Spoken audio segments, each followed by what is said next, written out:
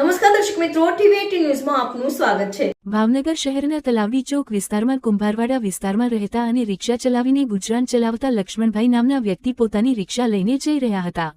આ દરમિયાન તલાવડી ચોક પાસે બાબા નામના શખ્સની ગાડી સાથે તેમની રિક્ષા આડી જતા મામલો બીચક્યો હતો। ઉશ્કેરાયેલા બાબાએ ઉગ્ર સ્વરૂપ ધારણ કર્યું અને લક્ષ્મણભાઈ પર છરી વડે જીવલેણ હુમલો કર્યો હતો। આ હુમલામાં લક્ષ્મણભાઈને પગના ભાગે ગંભીર ઈજાઓ થતા તાત્કાલિક સારવાર માટે સરટી હોસ્પિટલમાં ખસેડવામાં આવ્યા છે। બનાવ અંગે પોલીસ લક્ષ્મણભાઈ મારું નામ છે। હું કુંભારવાડા રહું છું અને હું રિક્ષા રાખું છું। રિક્ષામાં પેસેન્જર બેઠા હતા 3। હું કુંભારવાડાથી આવતો હતો, તળાવમાં જતો હતો।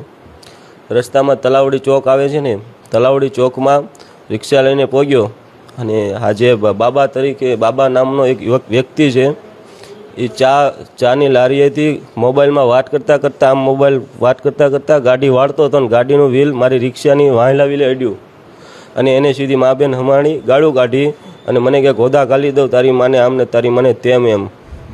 એટલે આમ જોયામાં શખ્સ મુસલમાન લાગતો હતો।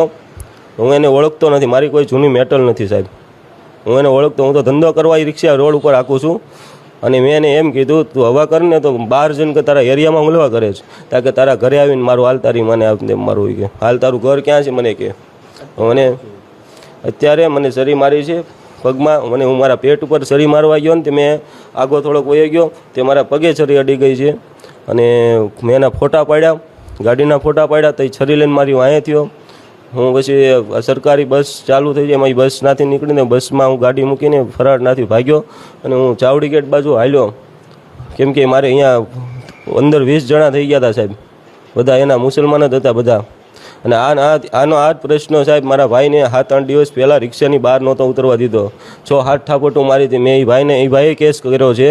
અને આમાં જો કેસમાં કાર્યવાહી નહીં થાય સાહેબ, કોઈ પોલીસ કાર્યવાહી નહીં થાય તો આનો અમે અમારી રીતના કાર્યવાહી કરશું અને અમે કાર્યવાહી કરતાં અમે મરી ગયા સાહેબ તો આનો જવાબદાર પોલીસવાળા રહેશે। નહીં, એ કોઈ બીજો હતો પણ એ મોમેડિયન જ હતો સાહેબ। હા, ઈદ વિસ્તારમાં ડાયરેક્ટ એટલી વાતમાં સાહેબ એ સરીઓ કાઢવા માંડે એટલે એના મનમાં એ શું સમજે સાહેબ? અમે બાંધવાનું અમે બંધ કર્યું છે, કાંઈ અમે ભૂલી નથી ગયા।